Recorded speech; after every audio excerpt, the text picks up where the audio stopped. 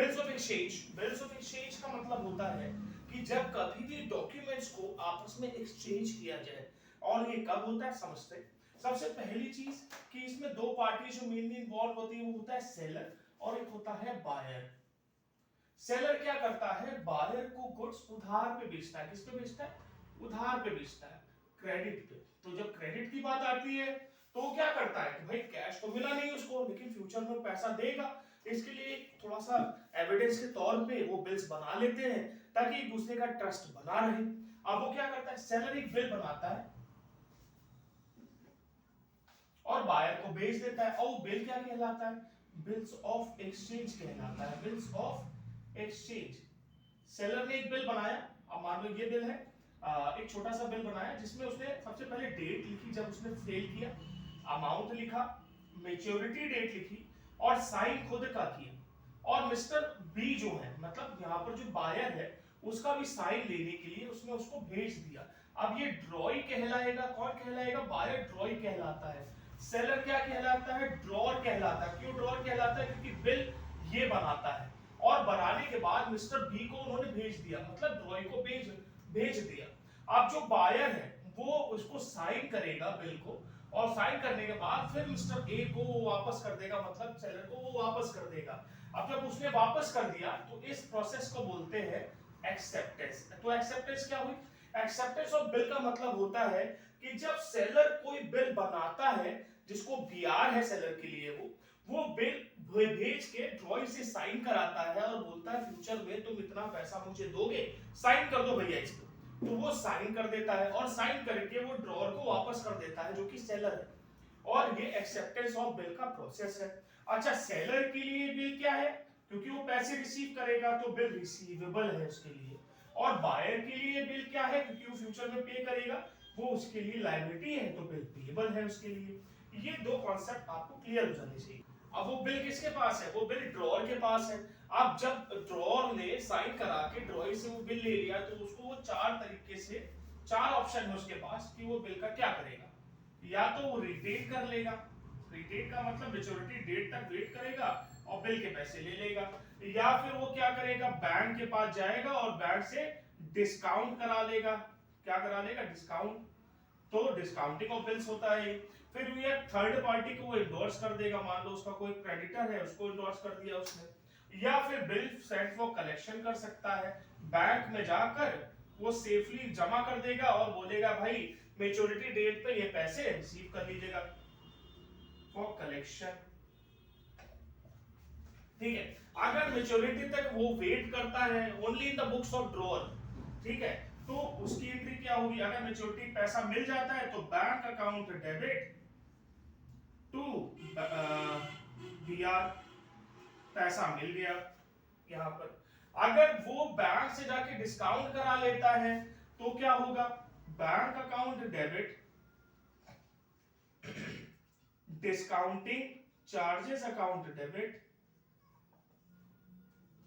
To BR. ये समय के पहले करा लिया उसने, ठीक है, समय के पहले करा लिया उसने डिस्काउंट, लेकिन मेच्योरिटी पे क्या होगा? मेच्योरिटी पे तो ये पैसा उसको नहीं मिलेगा, ये पैसा तो भाई बैंक को मिलेगा। तो इसकी बुक्स में नो एंट्री होगी मेच्योरिटी पे, क्योंकि इसने क्या करा था? समय से पहले डिस्काउंट करा लिया था, और जब मेच्योरिटी डेट आई तो इसको थोड़ा ना पैसा मिलेगा, वो तो बैंक को मिलेगा पैसा।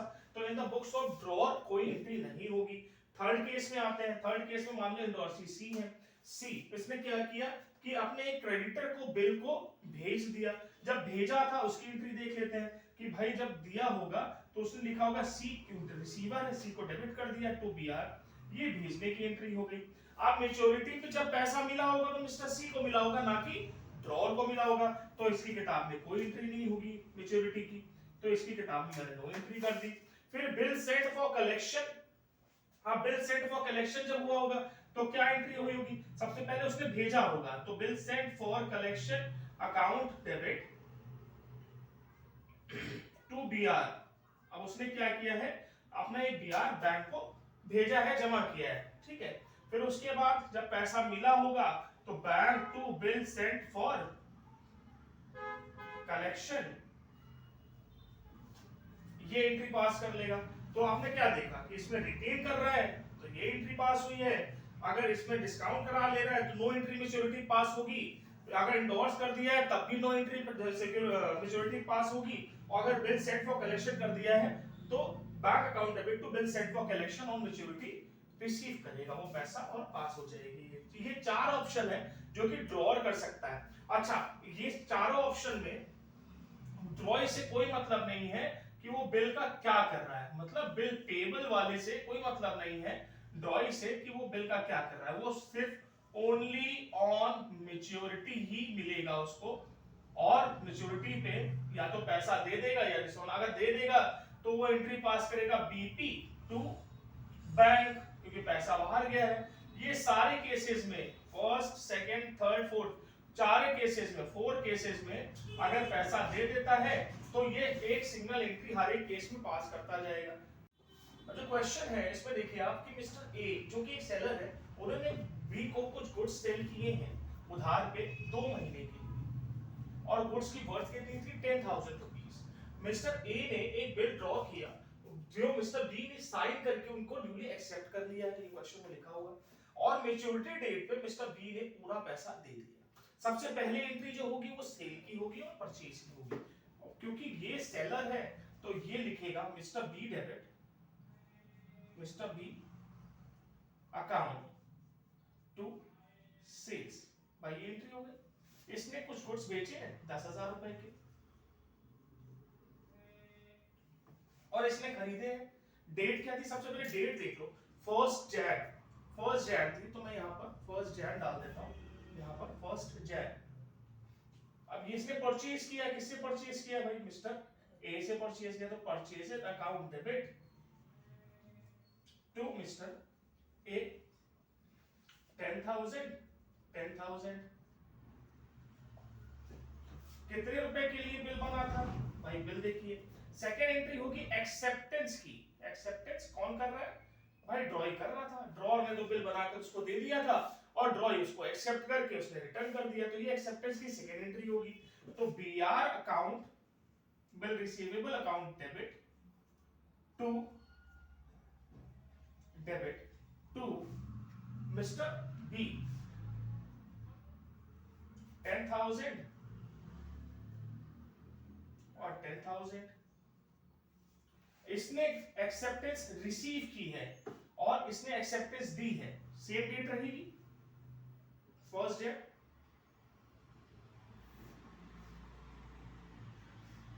अब भाई इसने एक्सेप्टेंस दी, किसको दी है, मिस्टर ए को दी है, तो मिस्टर ए डेबिट हो जाएंगे टू बिल पेबल 10,000 ये होगी एक्सेप्टेंस की एंट्री। अब मैं एक चीज इसमें और ऐड करता हूं, अब जो थर्ड एंट्री होगी वो होगी मैच्योरिटी। अब डेट क्या होगी मैच्योरिटी की, भाई उसने 1 जनवरी को पैसे बोला था देगा, मतलब एक्सेप्टेंस उसने ली थी। 2 महीने के बाद, 2 महीने के बाद मतलब 1 फेब हो गया, एक महीना 1 फेब हो गया, फिर दूसरा महीना क्या होगा, दूसरा महीना 1 मार्च होगा। अब 1 मार्च दूसरा महीना हो गया। एक चीज और नोटिस करने वाली है कि 3 दिन ऑटोमेटिकली जो ड्रॉअर होता है वो एक्स्ट्रा ड्रॉइंग को दे देता है कि अगर मान लो तुम 1 मार्च को पैसे नहीं दे पा रहे हो तो 3 दिन हम आपको और एक्स्ट्रा दे देते हैं। ये हमेशा ऐड होगा 3 दिन, कोई भी डेट, 3 डेज ऑफ ग्रेस। अब मैच्योरिटी डेट क्या हुई 4 मार्च, क्या हुई 4 मार्च, तो अब ये मैच्योरिटी डेट यहां पे लिखी जाएगी 4 मार्च, और पैसे मिल गए हैं तो बैंक अकाउंट डेबिट हो जाएगा ड्रॉअर का to BR 10,000 rupees, 10,000 rupees. Right, यहां पर भी 4 मार्च होगा, इसने भाई पैसे दिए 4 मार्च को, तो ये हो जाएगा बीपी डेबिट टू बैंक 10,000 पैसे पेड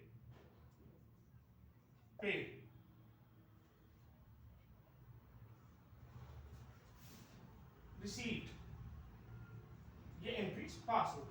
क्वेश्चन में कह रहा है कि 1 अप्रैल को निष्ठा ने एक बिल को एक्सेप्ट किया है, तो निष्ठा कौन हो गई, ड्रॉई हो गई भाई।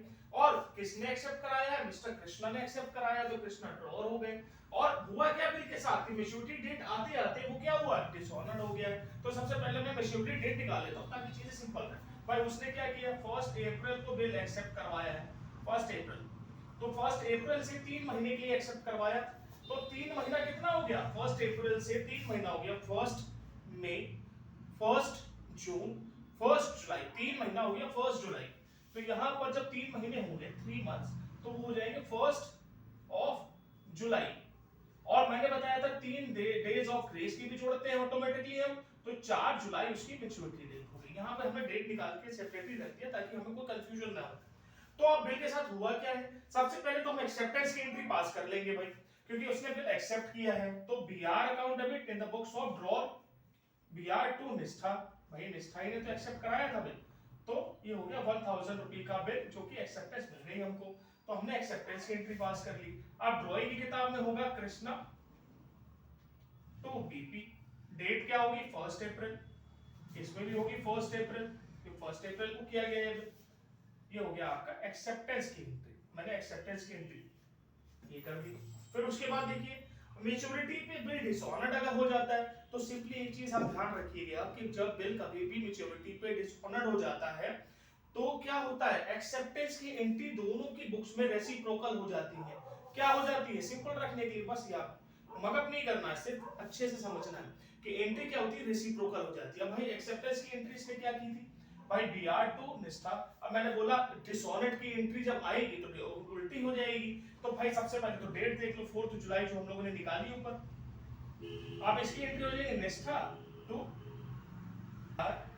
यहां पर क्या हुआ, बिल डिसऑनर्ड हो गया, कितने रुपए का था बिल, 1000 रुपए का था भाई, ये बिल डिसऑनर्ड हो गया। तो आपने इसका क्या रिलेशन देखा कि जो एक्सेप्टेंस की एंट्री होती है वही डिसऑनर्ड की एंट्री जब हम करते हैं तो उसकी रेसिप्रोकल बन जाती है। तो अब इसमें भी यही होगा 4 जुलाई जो कि मैच्योरिटी डेट हमने निकाल रखी थी, उसमें कृष्णा टू बीपी था, अब बीपी टू कृष्णा हो जाएगा। तो क्या हो रहा है यहाँ पर जो बिल था वो डिसऑनर्ड हो गया। ये केस नंबर 1 मैंने कवर किया आपका, ये हो गया केस नंबर 1। रिलेशन करके करोगे, रिलेट करके करोगे चीजें तो हमेशा कॉन्सेप्ट क्लियर रहेंगे। अब सेकंड में क्या हो रहा है, इंडोर्स। पहले इंडोर्स का मतलब होता क्या है, देखो मिस्टर जो यहाँ पर कृष्णा है उनके पास एक बिल था जो कि निष्ठा ने साइन करके दे दिया था, तो इनके पास एक बीआर पड़ा हो, तो बीआर जो कृष्णा के पास पड़ा था वो मिस्टर सी के पास चला गया, मिस्टर सी को फ्यूचर में पैसे मिल जाएंगे। तो ये एंडोर्समेंट होता है। Endorsement is a process by which the drawer having some BR with him endorse the same bill to the third person as he is a creditor of him, तो वो होता है एंडोर्समेंट। 1 अप्रैल को ही कर दिया उसने, अगर कोई डेट नहीं दी है, सी ने रिसीव किया तो सी का अकाउंट डेबिट टू बीआर, ये यहां पर एंडोर्समेंट हो गई, एंडोर्समेंट ऑफ बिल टू सी। अब आपको ये चीज क्लियर होगी कि भाई देखो बिल मिस्टर बी कृष्णा के पास पड़ा था, तो निष्ठा से कोई मतलब नहीं है कि उस बिल का कृष्णा क्या कर रहा है, वो सिर्फ और सिर्फ उसको मैच्योरिटी पे मिलेगी, या तो डिसऑनर्ड हो जाएगा बिल या तो वो पैसे दे देगी, तो 3 केसेस होंगे। तो वो उसके किताब में एंडोर्समेंट की नो एंट्री होगी, उससे कोई मतलब नहीं कि कृष्णा उस बिल का क्या कर रहा है या ड्रॉअर उस बिल का क्या कर रहा है। ये हो गया, ठीक है। अब ये बताया गया कि बिल डिसऑनर्ड हो गया मैच्योरिटी पे, तो मैच्योरिटी ले लेते हैं। अब इसको मिटा दूंगा मैं, तो क्या हुआ, बिल डिसऑनर्ड हो गया, तो ये एक पार्ट हो गया और इसकी 2 एंट्रीज होंगी इसमें। अब बिल डिसऑनर्ड हो गया, endorse bill, endorse bill dishonoured, dishonoured. अब डिसऑनर्ड का मतलब क्या कि बिल आप किसके पास है, फिजिकल एग्जिस्टेंस बिल की किसके पास है, वो मिस्टर सी के पास है। अच्छा, अब एंट्री क्या करते थे हम, निष्ठा टू बीआर करते थे नॉर्मल, अगर मैच्योरिटी तक हम वेट करते थे, निष्ठा अकाउंट डेबिट, अकाउंट नहीं लगेगा सॉरी, निष्ठा डेबिट 1000 टू बीआर करते थे, लेकिन अब फिजिकल एग्जिस्टेंस किसके पास है, बिल की, मिस्टर सी के पास है, तो हम सी लिखेंगे। B endorse bill dishonoured, endorse bill dishonoured.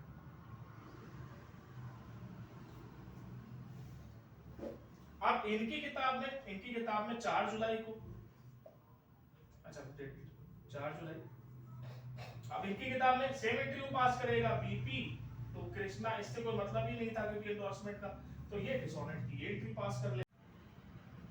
हाँ, जो थर्ड केस है वो डिस्काउंटिंग ऑफ बिल है। इसमें क्या हुआ, बिल को डिस्काउंट करा लेना। डिस्काउंट का मतलब क्या होता है, सबसे पहले समझो। डिस्काउंटिंग ऑफ बिल का मतलब होता है कि जब ड्रॉअर को मैच्योरिटी डेट से पहले पैसे की जरूरत पड़ जाती है तो वो बैंक के पास जाता है और कुछ कमीशन कटवा के पैसे रिसीव कर लेता है और कहता है भैया ड्रॉअर तो पैसा देगा ही, आप उससे ले लीजिएगा। तो ये डिस्काउंटिंग ऑफ बिल्स कहलाता है। एंट्री देखते हैं ड्रॉअर की किताब में, पैसा मिला उसको, पहली एंट्री, मान लो कि फर्स्ट को ही उसने पैसे ले लिए 1 अप्रैल को। Bank account debit, discounting charges account debit to BR. अब 1000 का था, मान लो बैंक ने तोड़ के उसको bank account debit discounting charges account debit to BR, ये एंट्री होगी। अब मान लो बैंक ने 100 रुपए काट लिए तो 900 रुपए रिसीव किया तुमने, 100 रुपए कमीशन और 1000 रुपए तुम्हें मिलने थे, तो तुमने एंट्री पास कर दी। अब क्या हुआ, इसकी बुक में क्या होगा, इसकी बुक में कोई एंट्री नहीं, क्यों नहीं होगी भाई, इससे तो कोई मतलब ही नहीं। उस बिल का वो क्या करता है उससे ड्रॉई को कोई मतलब नहीं, वो उस बिल को कुछ भी कर सकता, फाड़ के फेंक, उससे कोई मतलब नहीं, वो सिर्फ और सिर्फ मैच्योरिटी पे मिलेगा। अब देखो, अगर वही बिल जो डिस्काउंट कराया था वो डिसऑनर्ड हो जाता है तो क्या एंट्री पास करेंगे। अब बिल किसके पास है, अब बिल बैंक के पास है, तो हम एंट्री क्या करते थे भाई, रिवर्स कर देते थे एक्सेप्टेंस की एंट्री को। ये एक्सेप्टेंस की एंट्री को रिवर्स कर देते थे नॉर्मल केस में, निष्ठा टू बीआर। तो अब यहां पर क्या हो जाएगा, निष्ठा टू बैंक हो जाएगा, क्योंकि बिल अब तो बैंक के पास है। और कितना बिल है, 1000 रुपए का। क्लियर।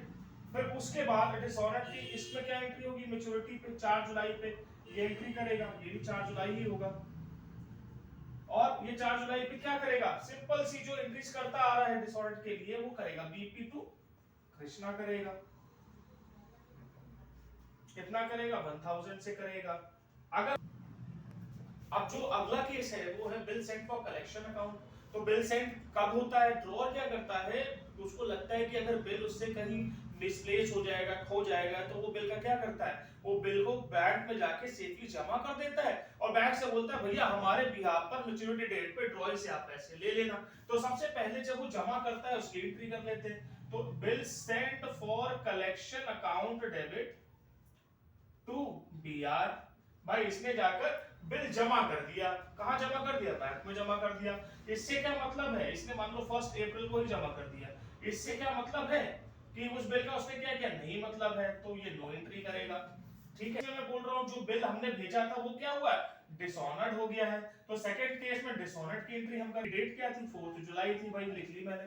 तो बिल डिसऑनर्ड हो गया, इसका मतलब जो बिल जमा है बैंक में वो डिसऑनर्ड हो गया है। तो अगर हम एक्सेप्टेंस की एंट्री करते थे बीआर अकाउंट डेबिट टू निष्ठा और रिवर्स की एंट्री करते थे बीआर निष्ठा अकाउंट डेबिट टू बीआर, तो हम यहां पे क्या करेंगे, निष्ठा अकाउंट डेबिट, निष्ठा डेबिट टू बीआर करते थे। अब बिल की फिजिकल एग्जिस्टेंस बैंक के पास है, क्या कर रही बैंक में, सेंट हुई थी भाई, तो bill sent for collection account debit credit तो 1000 इसकी नॉर्मल एंट्री रिवर्स की रहेगी, ये इससे तो कोई मतलब नहीं था कि बिल सेंड हुआ था या नहीं हुआ। तो ये क्या करेगा, ये एंट्री पास करेगा बीपी डेबिट टू कृष्णा